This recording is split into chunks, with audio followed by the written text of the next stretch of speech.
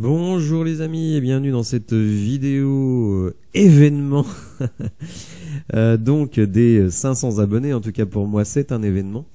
Alors vous l'avez compris dans mes productions précédentes, l'objectif évidemment c'est d'atteindre 1000. On en est très loin, mais petit à petit l'oiseau fait son nid puisque nous sommes à 504 abonnés. Donc je remercie évidemment de tout cœur tous ceux qui se sont abonnés, qui suivent ma chaîne et qui me donnent l'envie de continuer.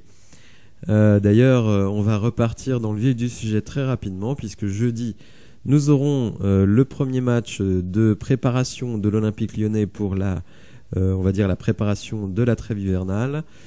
Donc contre Louvain, une équipe belge. Je pense que ce sera quand même intéressant, même si évidemment on est en pleine préparation physique. Donc il ne faut pas s'attendre à des miracles, je pense qu'il y aura aussi beaucoup de rotation.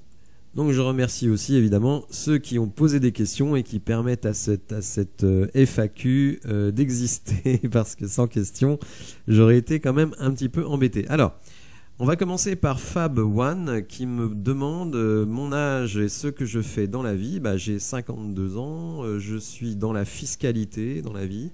Pourquoi j'ai décidé de faire des vidéos et quels sont mes objectifs? Alors pourquoi j'ai décidé de faire des vidéos? En fait, ça fait très longtemps que je fais des vidéos, notamment sur YouTube. Depuis plus de 10 ans même, et à vrai dire ma première chaîne était une chaîne spécialisée dans le funk puisque je proposais des vidéos de funk, mais ça c'était avant que YouTube, on va dire, serre la vis sur les droits d'auteur.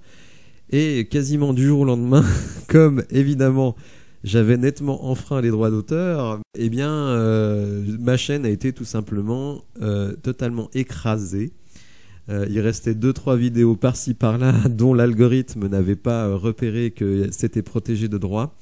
Alors je ne sais pas comment font ceux qui continuent à faire des chaînes sur le funk pour pas se faire striker, mais en tout cas moi j'ai été striké, donc j'étais assez déçu parce que ma chaîne avait son petit succès dans la communauté de ceux qui aiment le funk, et donc évidemment j'étais assez agacé.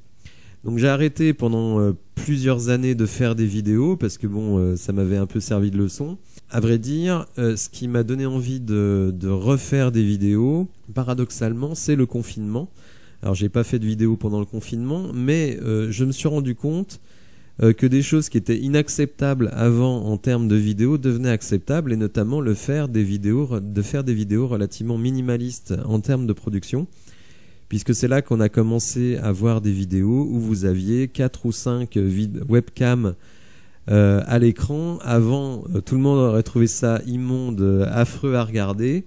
Et d'ailleurs, au début, ça a été ma première idée quand j'ai commencé à voir des vidéos de ce style. Bon, le confinement faisait que c'était une solution finalement alternative, et finalement les gens se sont habitués à cela. Et donc ils se sont dit, ce qui est important, c'est ce qu'on dit, c'est ce qu'on propose, et pas tellement le visuel de ce qu'on propose. Or moi, je me suis dit, ça me paraît difficile de faire des vidéos sur YouTube dès lors qu'on ne peut pas proposer un visuel qui soit agréable à regarder. Sinon on fait plutôt de la radio. Et finalement je me suis dit, avec cette nouvelle manière d'envisager les vidéos sur YouTube, c'est-à-dire en gros on fait un peu fi de ce qui est joli à regarder, mais ce qui est important c'est ce qui est dit. Je me suis dit ça je peux le faire. Alors certes je ne montre pas ma trogne, alors sauf sur la photo ici. Sur YouTube je ne fais pas de live, mais en tout cas ça m'a donné envie de refaire des choses.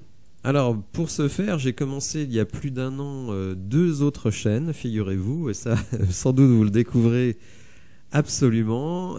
Une chaîne qui s'appelle Test Jeux Mobile. Alors pourquoi Test Jeux Mobile? Parce que j'adore les jeux mobiles, et donc je me suis dit que finalement, comme je suis très attaché à ce qu'on montre à l'écran, l'intérêt de faire une chaîne sur les jeux vidéo, c'est que c'est le jeu vidéo qui habille visuellement votre vidéo, et donc vous faites le commentaire. Donc si ça vous intéresse, je vous invite à aller voir la chaîne. J'ai quelques vidéos qui ont eu un petit peu de succès. Donc notamment une sur le jeu The Grand Mafia et une sur les Simpsons Springfield. Alors je suis désolé, la vidéo est coupée comme ça parce que j'avais pas trop le choix pour celle-ci. Donc si ça vous intéresse d'aller voir ça, donc ça s'appelle Test Jeux Mobile. Et j'avais lancé une deuxième chaîne qui s'appelle Pure Fiction. Alors vous voyez quand même qui culmine à 28 abonnés. et dans laquelle je présentais rapidement. Alors c'était un énorme boulot parce que c'est 100% de montage, donc c'est très très compliqué à faire, très long. Et bon, comme vous le voyez, ça n'a pas décollé, donc ça m'a un peu découragé. Mais il faut savoir qu'en amont, c'était vraiment une chaîne qui m'intéressait énormément à faire. Mais c'est beaucoup de boulot pour finalement peu de retours, donc j'ai mis ça en suspens. Voilà, donc je commence quand même avec un scoop extraordinaire. Sachez donc que j'ai 2 autres chaînes. Si vous aimez les jeux vidéo et les fictions, je vous invite à aller voir ça parce que bon, je pense que c'est plutôt pas mal. Et les retours que j'ai sur ma chaîne actuelle sont aussi très positifs sur les 2 autres chaînes. Bon, de toute façon, c'est mon style, je ne pourrai pas le changer, mais vous verrez, c'est beaucoup plus beau à voir. Bon, déjà parce qu'il y a des beaux jeux vidéo, hein, notamment le dernier, Genshin Impact. Et puis sur la chaîne de fiction, là, il y a un montage, c'est un boulot énorme. Ce qui m'a plu dans l'idée de faire une chaîne sur l'OL, c'est que finalement, le visuel, on s'en fout un peu. Ce qui est important, c'est les idées qu'on apporte, la vision qu'on apporte. En fait, ces 2 chaînes m'ont servi aussi de laboratoire pour comprendre ce que j'étais capable de faire et surtout ce que j'avais envie de faire. Et j'en ai conclu que je n'avais pas envie de faire du montage. Alors j'en fais un tout petit peu sur cette chaîne puisque les vidéos que vous voyez sont coupées. Parfois ça s'entend malheureusement, mais sont coupées parce que parfois je suis trop long sur certains sujets comme en ce moment par exemple. Et parfois il y a des il y a des respirations trop longues, etc. Donc je coupe tout ça pour que le produit final soit plutôt agréable à écouter. Même si parfois il y a des vidéos de plus de 20 minutes. J'essaye de faire court mais j'ai souvent du mal. Voilà, alors mon objectif, c'est de continuer à m'améliorer. Et évidemment, j'ai des projets pour la chaîne, mais ces projets demandent de l'investissement. La chaîne ne me rapporte absolument rien, même si évidemment, c'est très plaisant d'interagir avec vous et de donner mon avis et de voir s'il est partagé ou non. Voilà, alors j'espère Fabouane que j'ai répondu à ta question. Alors, Gypsy le Lyonnais me félicite, je le remercie infiniment. Africa, donc un petit jeu de mots, qui me félicite pour ce premier palier, qui aime bien le ton de mes vidéos, je suis toujours de bonne humeur, alors sauf sur certaines, notamment après des défaites. Ma petite question, as-tu déjà été abonné au stade ou envisagé de l'être? Alors non, pas maintenant, pas peut-être avant ma retraite, puisque je vis en région parisienne et qu'évidemment je ne peux pas descendre à Lyon à chaque match. J'y suis déjà allé bien entendu au stade, même à l'époque où c'était un terrain vague aux alentours du stade, et j'essaye d'aller voir l'OL quand ils jouent à proximité, donc quand ils vont à Reims, à Troyes, etc., ou à Paris éventuellement, mais non, je ne suis pas abonné. Fabrice Combier qui me dit depuis combien de temps tu supportes l'OL? Alors en fait je supporte l'OL comme beaucoup de monde qui ne sont pas lyonnais, parce qu'en fait, évidemment, il y a plusieurs types de supporters de l'OL. Il y a les Lyonnais qui supportent le club de leur ville, ce qui est tout à fait logique. Et puis, il y a tous les autres. Moi, je n'ai aucune attache à la base avec Lyon, la ville, j'entends. Et en fait, je suis devenu supporter de l'Olympique lyonnais au début des années 2000, parce que mon joueur préféré, c'était Sonny Anderson, à l'époque de Monaco.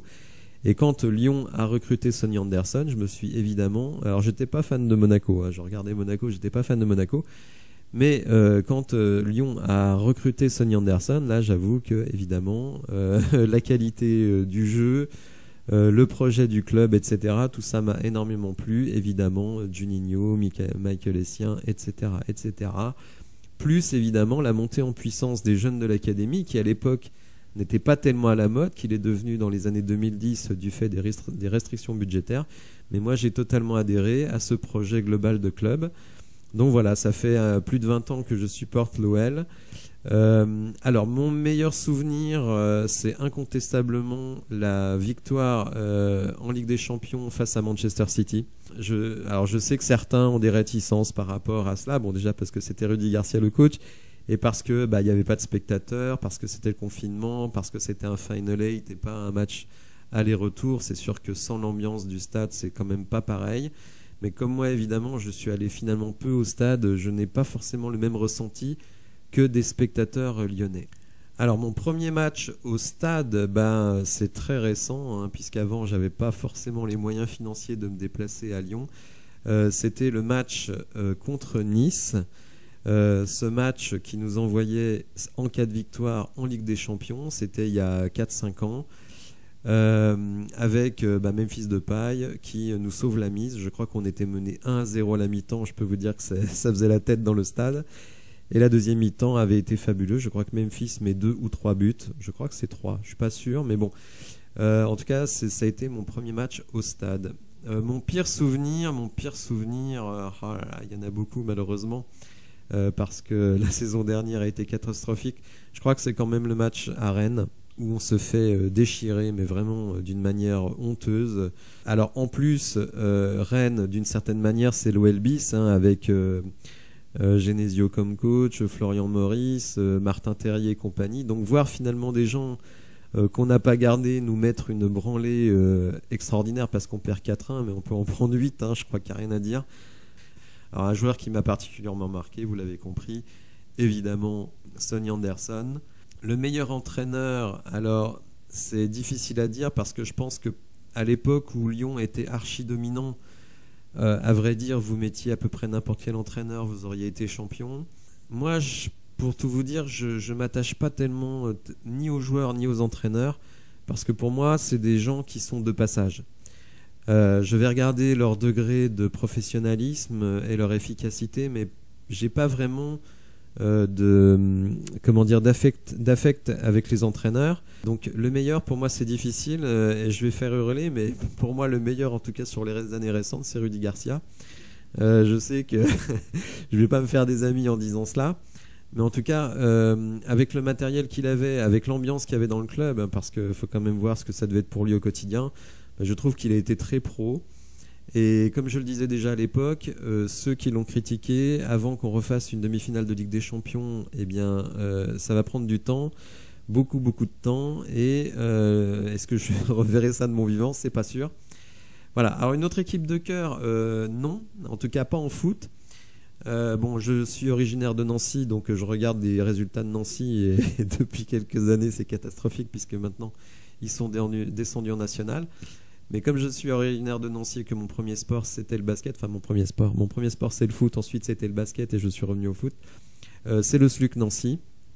D'ailleurs vous le verrez sur mon compte Twitter puisque je suis abonné à la chaîne du SLUC Nancy. Et vraiment le SLUC Nancy c'est ma deuxième équipe de cœur, l'équipe dont je suis à peu près tout, et en plus j'ai mon meilleur pote qui vit là-bas et avec lequel on échange énormément sur le SLUC Nancy. Donc merci Fabien pour tes questions.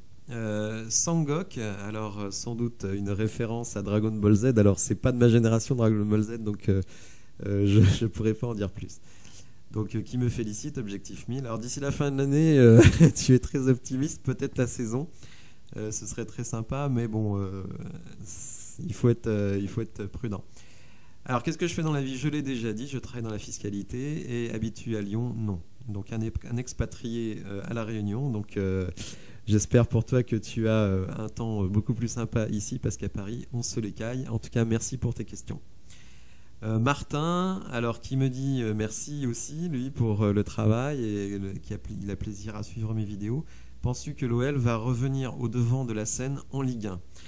Alors évidemment, on peut se poser la question, et à vrai dire, c'est très difficile de répondre parce qu'on ne sait pas l'avenir financier du club. Est-ce que John Textor va acheter le club? Pour le moment ce n'est pas fait, on va dire que c'est en bonne voie, mais ce n'est pas fait. Quelles sont ses intentions? Est-ce que c'est simplement de faire du trading? Ça ressemble quand même à ça quand vous avez 4 clubs, puisqu'il sera partie prenante dans 4 clubs. Donc s'il fait du trading, de temps en temps on aura la chance, un peu comme Monaco à l'époque, d'avoir un beau recrutement de joueurs à plein potentiel, mais bon, dès qu'ils seront bons et qu'on pourra les vendre cher, ils vont partir. Donc c'est difficile à dire, Par contre, je pense quand même que même si c'est très critiqué, le projet de Jean-Michel Aulas d'être propriétaire du Grand Stade, l'OL Valley, les différentes académies, l'acquisition de la salle de l'Asvel, tout ça quand même, ça va générer des revenus. Donc je pense qu'on peut revenir au devant de la scène, donc on va dire dans le top 4, parce que je pense que Rennes, qui n'était pas une équipe, on va dire, qui était programmée pour être régulièrement dans le top 4, donc je pense que Rennes va être de manière pérenne dans le top 4, avec évidemment le PSG, Marseille et Monaco. Donc nous, on va se battre dans les années à venir avec ces équipes-là pour être dans le top 4 et revenir en Ligue des Champions. Il faut absolument soigner notre indice UEFA pour pouvoir récupérer 3 qualifications directes pour la Ligue des Champions, plus une 4e avec un tour préliminaire, puisque ce sera le cas dans 2 ans. Donc merci Martin. Alors bébé Coco me dit salut à toi. Quand tu fais tes vidéos récap de match, te bases-tu uniquement sur le visionnage du match ou tu te renseignes un peu via les commentateurs et chroniqueurs des émissions de sport ou encore les autres créateurs de contenu YouTube? Alors, je peux pas vraiment dire que je me base uniquement sur le match parce que je vais quand même lire l'équipe, les interviews, je vais regarder les statistiques et garder celles qui me paraissent intéressantes. Les commentateurs, chroniqueurs d'émissions de sport, non, parce que souvent ils disent des choses pas très intéressantes et pas très bien informées. Tout simplement parce que la plupart ce sont des journalistes parisiens et que l'Olympique Lyonnais pour eux c'est un truc un peu exotique, un peu lointain qui les intéresse pas spécialement, et souvent on a droit à des clichés mis bout à bout. Les autres créateurs de contenu YouTube, alors pour être très franc avec vous, je regarde systématiquement les débriefs de Lyon Fan TV que j'apprécie énormément. Je trouve qu'ils ont une super équipe de chroniqueurs, donc j'aime bien leurs débriefs. Et puis Julien Le Guen, que j'aime bien regarder quand l'équipe perd, parce que finalement il dit souvent ce que moi j'ai envie de dire mais que je n'ose pas dire, parce qu'ils disent très cash ce que moi j'essaye de dire de manière plus feutrée, mais bon, après chacun a sa personnalité. Donc merci à Bébé Coco pour tes questions. KR7 donc qui me dit salut Teddy, félicitations. Quels sont tes joueurs préférés toutes années confondues? Alors évidemment, Sonny bien sûr, Juninho évidemment, ça. Autant j'ai pu le critiquer en tant que dirigeant, même si je pense que c'est pas de sa faute. La faute c'est ceux qui l'ont nommé à un poste pour lequel il n'était pas. Alors je dirais pas qu'il n'était pas fait, mais en tout cas il n'était pas prêt, ça c'est sûr. J'ai adoré Lisandro Lopez, sa manière d'être chirurgical devant le but m'impressionnait énormément. J'ai adoré aussi, et j'adore toujours Alexandre Lacazette, qui pour moi est vraiment un super joueur. Et je dois vous dire que j'étais vraiment ravi de son retour. Et moi, je ne suis pas du tout déçu de son retour. Il y a des choses bien, il y a des choses moins bien, mais je trouve globalement que c'est une excellente recrue. Après, comme je l'ai dit un petit peu plus tôt, pour moi, les joueurs sont de passage. Moi, j'ai un affect pour mon club. Je veux le voir gagner. Et à la limite, les acteurs qui sont sur le terrain, évidemment, on préfère ou plus ou moins des joueurs, mais pour moi, il reste de passage. J'ai bien aimé Bruno Guimaraes, en plus son intégration, sa qualité de français, le fait qu'il ne triche jamais sur le terrain. J'ai énormément aimé ce joueur, mais vous voyez, si vous attachez 3 Bruno Guimaraes, 2 ans après, il est déjà parti. Donc voilà, moi j'essaye de me détacher un petit peu des joueurs. Pour moi, ce qui compte, c'est l'équipe. Donc les joueurs et les entraîneurs, pour moi, sont de passage. C'est l'équipe, évidemment, les supporters. Alors, as-tu pour projet de faire des débriefs avec des abonnés? Alors, dans l'immédiat, non. Parce que, bon, comme vous l'avez compris, bon, déjà, je n'aime pas tellement montrer ma trogne à la caméra. Je suis d'une génération où s'afficher sur Internet n'est pas du tout un réflexe, et même plutôt quelque chose de désagréable. On préfère vivre, on va dire, dans la discrétion. Donc c'est pour ça que j'aime bien ce format qui est presque de la radio en fait. Et on s'attache sur ce qui est dit et non pas sur le visuel. Après, effectivement, les débriefs avec les abonnés, franchement, ça pourrait être très très sympa. Mais en tout cas, c'est pas pour le moment, ça c'est sûr. Merci KR7 pour ta question. J'espère y avoir bien répondu. Alors Franck Chimbert, merci pour le ton de tes vidéos, avec une vision souvent équilibrée et surtout indépendante. Ma question, que penses-tu que Textor doit changer dans notre club sur les 3 premières années pour reprendre un délai cher à notre président? C'est vrai que Jean-Michel Aulas a négocié le fait qu'il resterait à la présidence du club pendant 3 ans. Alors je pense qu'effectivement, ce qui doit être changé en priorité, c'est l'organigramme. Mettre un vrai directeur sportif. Moi, je n'ai rien, je ne fais pas partie des supporters qui sont anti-Ponceau, anti-Chéroux. Je pense que Chéroux, finalement, quand on regarde les recrues de cet été, il n'y a pas grand-chose à reprocher. Il a fait avec l'enveloppe budgétaire qui était la sienne, et elle n'était pas grosse, vous l'avez compris. Donc finalement, ramener Tagliafico, Le Penant, Lacazette et Tolisso, avec le fric qu'on avait, peut-être même Koumbedi, avec le fric qu'on avait, finalement, c'est pas si mal que ça. Le problème, c'est le fric. Je pense qu'il a fait le maximum avec ce qu'il avait. Par contre, effectivement, il y a des postes où là, on n'a pas du tout bien ciblé, notamment en défense et au milieu de terrain. Donc ce qu'il faut changer, c'est l'organigramme. Un directeur sportif qui s'occupe du sportif et qui a les moyens de ses ambitions. Le problème là aussi, c'est qu'on est lié par les moyens financiers que veut mettre John Textor. Après, je dirais intrinsèquement, l'Olympique Lyonnais va générer entre, on va dire, 150 et 200 millions de budget. Il y a quand même de quoi faire. Donc c'est ça qu'il faut absolument changer. Ce qu'il faut changer aussi, c'est évidemment la manière de recruter. Je crois qu'il faut prendre des joueurs qui, on va dire, bandent pour le club. Je suis désolé pour le terme, mais bon, qui sont là vraiment, qui sont déterminés. Tout le monde loue l'implication de Tagliafico, et je crois qu'on a tout à fait raison, mais finalement, tous les joueurs devraient être dans cet état d'esprit. Force est de constater qu'ils ne le sont pas, donc je pense que il faut vraiment aller chercher des warriors, peut-être un petit peu moins de talent, mais voilà, des combattants. Et je parlais tout à l'heure de Guimarães et j'ai pas parlé de Paqueta, mais je peux en parler. C'est que ces deux joueurs-là, outre le fait d'être talentueux, c'était des combattants sur le terrain. Et ça manque vraiment dans notre équipe. Alors je veux pas pointer du doigt certains joueurs, mais il y a des joueurs qui ne se battent pas sur le terrain. Et en Ligue 1, qui est une ligue extrêmement physique, extrêmement athlétique, si vous allez sur le terrain à la fleur au fusil, vous avez peu de chances de gagner.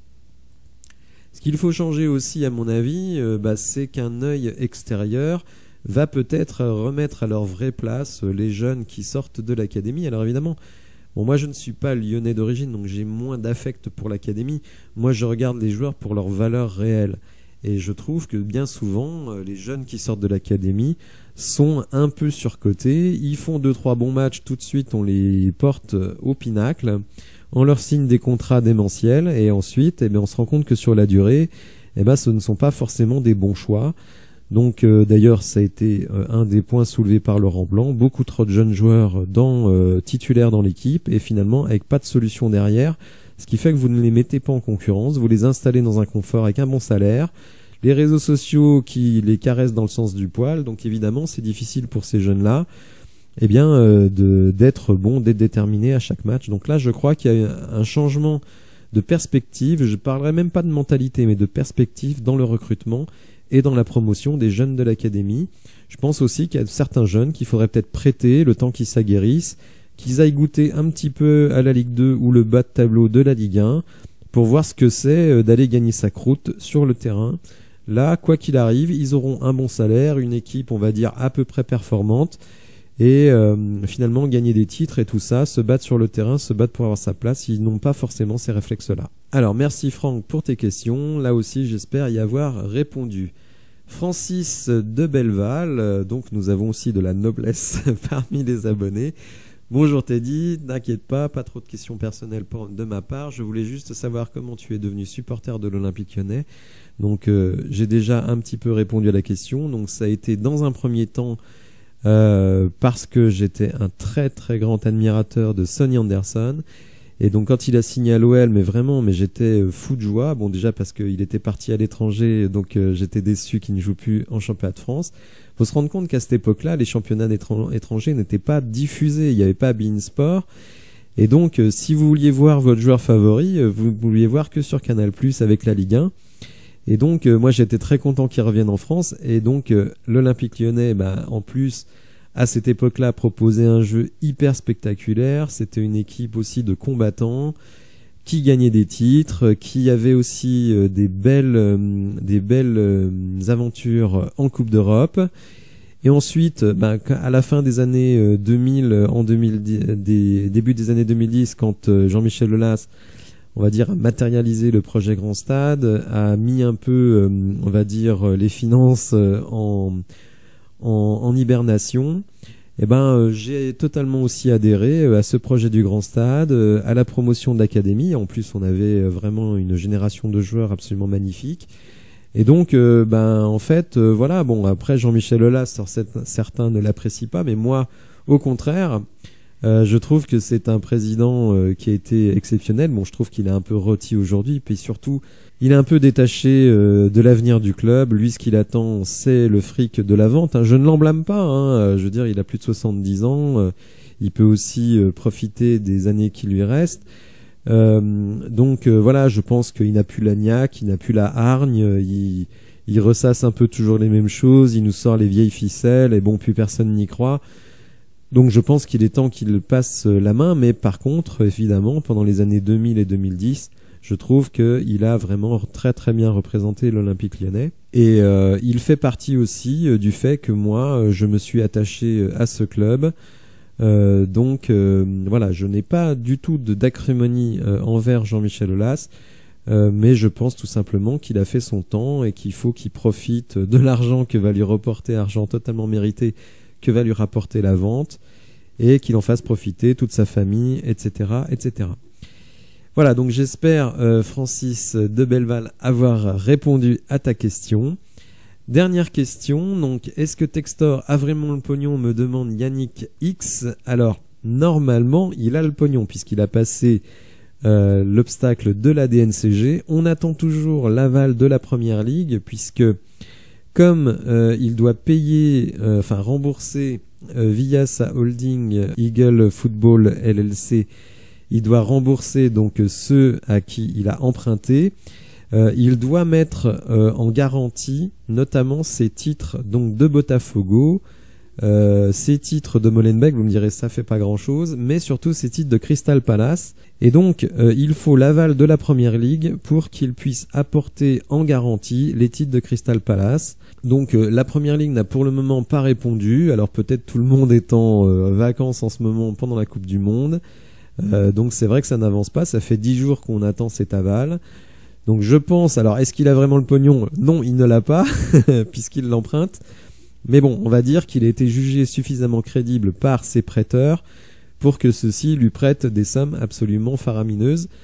Donc, on va voir si ça va se faire, on attend cela. Quelles sont ses intentions? Parce que c'est quand même ça la question. Qu'est-ce qu'il a vraiment envie de faire? Honnêtement, je n'en sais rien. En lisant ses interviews, je n'en sais pas plus. Donc, comme toujours, on va juger aux actes, en espérant qu'il soit favorable pour nous. Donc merci Yann pour ta question. Voilà, j'espère que cette FAQ vous aura intéressé. Si c'est le cas, n'hésitez pas à la liker. Pour ceux qui ne sont pas encore abonnés, n'hésitez pas à le faire également. Vous l'avez compris, l'objectif c'est d'atteindre les 1000. On en est très très loin, mais bon, comme je le disais plus tôt, petit à petit, l'oiseau fait son nid. Merci de m'avoir suivi et puis on se retrouve très très rapidement. Merci de m'avoir suivi, au revoir.